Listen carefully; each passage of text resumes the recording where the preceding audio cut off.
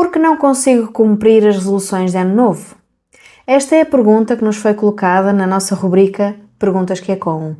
Neste episódio de Pensar com o Coração, vamos perceber porque é que não alcançamos então as nossas resoluções e objetivos de ano novo.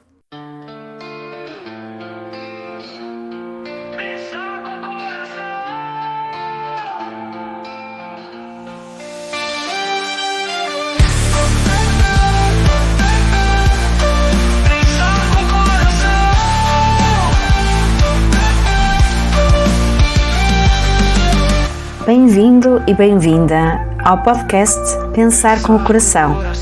O meu nome é Lili Andrade, eu sou psicóloga clínica e estarei consigo neste podcast para descomplicar a psicologia, explorarmos as profundezas da mente, descobrirmos novas perspectivas e cultivar o bem-estar. Vamos a isso?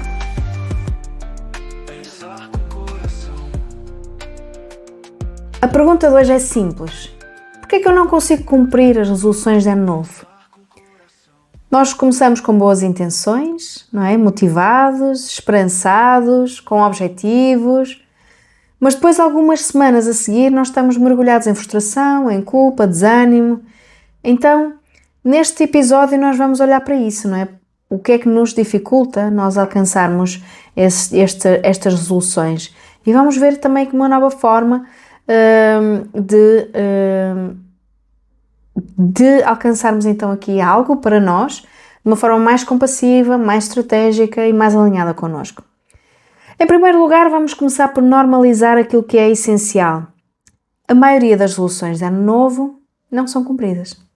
Então, estudos mostram que cerca de 80% das resoluções são abandonadas entre a sexta e a oitava semana. Estamos a falar ao fim de um mês e meio a 2 meses depois.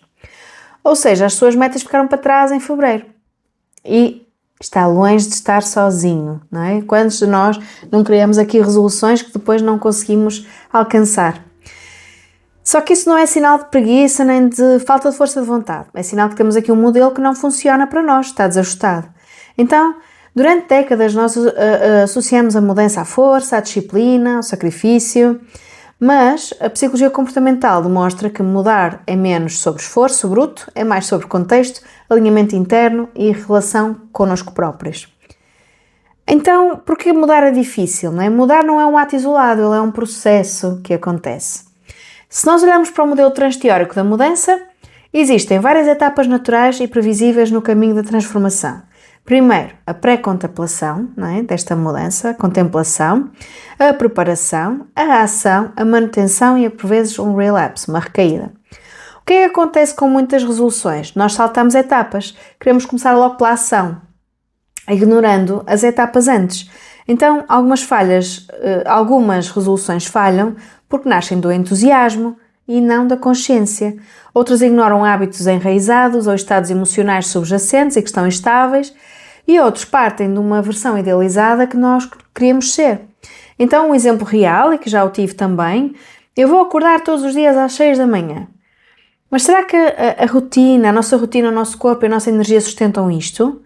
Então é importante nós escutarmos isso. Sem essa escuta, a mudança torna-se difícil. E claro, e vamos nos sentir a falhar e frustrados por estarmos sempre no mesmo ciclo. Mas falando de motivação, nem toda a motivação é saudável, ou seja, há motivações que nascem da esperança, há outras que nascem da crítica. Então, frases como tenho de ser melhor, já devia ter conseguido, não posso falhar de novo. Estas vozes internas, elas alimentam a autoexigência e matam a motivação autêntica. A Christine Neff demonstrou que a autocrítica crónica reduz a nossa resiliência e está fortemente associada ao abandono precoce de objetivos. Então, quando nós nos criticamos, o nosso corpo entra em modo de defesa e não em modo de mudança. Então, o stress vai nos paralisar e a culpa vai nos bloquear. Mudar por rejeição de quem nós somos hoje é muito diferente de mudar por respeito a quem nós somos. Então, essa diferença muda tudo. Um outro grande inimigo das resoluções é o pensamento de tudo ou nada. Então, é quando nós criamos metas excessivamente rígidas ou perfeccionistas.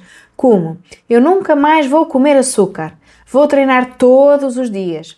A partir de agora vou ser 100% produtivo. Este tipo de pensamento é uma distorção cognitiva, que na psicologia nós estudamos bastante. Então, Basta um deslize, não é? Basta um bolo com açúcar, um dia sem treino e o nosso cérebro grita, pronto, já estraguei tudo. Então nós acabamos por desistir.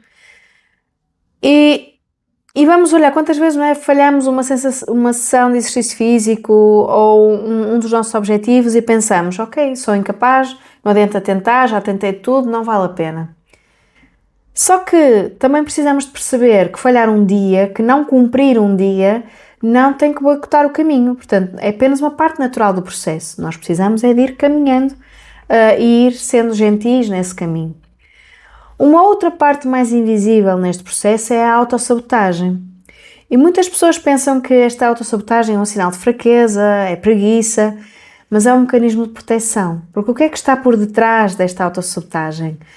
São medos que estão aqui mais escondidos. O medo de falhar, o medo de apontar os outros, o medo de mudarmos quem somos, o medo de não conseguirmos suportar os resultados positivos, o sucesso, o medo de perder o equilíbrio, o medo de perder alguém ou alguma relação. Então, isto faz com que nós optemos mais pelo conhecido do que o novo, mesmo que o novo pareça melhor do que aquilo que é o conhecido. Porque mudar exige uma coisa profunda, que é tornarmos alguém diferente, ou pelo menos agirmos como se fôssemos alguém diferente. E isso também é assustador. Então, como é que nós podemos criar metas, não é? Que realmente têm hipótese de acontecer? Vou trazer aqui 4 princípios. 1. Menos metas e mais direção. Ou seja, escolha uma ou 2 áreas que são prioritárias para si. Porque o excesso de opções vai dispersar a nossa energia, vai diminuir a nossa satisfação. Então, tentar mudar tudo ao mesmo tempo raramente resulta. Uma ou duas áreas de atuação. Quando tiver alcançado, podem escolher outras. Transformar metas vagas com intenções concretas. Ou seja, dizer vou ser mais saudável é vago. Então, se eu for mais específica, eu quero ter um estilo de vida mais saudável e para isso eu quero comer uma alimentação baseada na dieta mediterrânica diariamente ou 6 dias na semana e um exercício físico 2 a 3 vezes por semana. E depois nós podemos ir ajustando estes objetivos. Terceiro, trabalhar com o corpo e não contra ele. Respeitar as necessidades, o nosso momento de vida. Portanto, é fundamental nós escutarmos o corpo. E não nos compararmos aos outros. Portanto, uma mudança sustentável começa por nós respeitarmos os nossos recursos internos. E, repito, não compararmos o processo dos outros porque têm necessidades diferentes. 4. Defina um mínimo viável. Então, qual é a versão, pergunte-se, qual é a versão mais pequena e consistente desta meta que eu consigo manter até nos dias difíceis? Ou seja, se eu reduzir esta meta para algo mais alcançável, eu posso gradualmente alcançar aqui grandes mudanças. Trata-se de fazer de forma inteligente, mais leve e mais coerente. Então, por exemplo, se eu estabeleci meia hora de exercício físico, qual é a versão mais pequena destes 30 minutos de exercício físico? Podem ser 10 minutos, que eu consigo manter mesmo nos dias mais difíceis. Então eu posso ter este mínimo para começar até, por exemplo. E, por fim, deixo com um exercício também de clareza, que me parece um exercício também muito poderoso.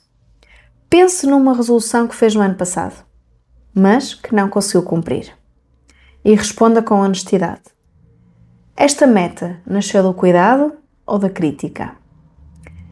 Era compatível com a minha vida real? Qual seria a versão 30% mais leve desta meta? O que é que eu preciso de proteger em mim para a conseguir sustentar? Preciso de proteger a paz, a leveza, a calma.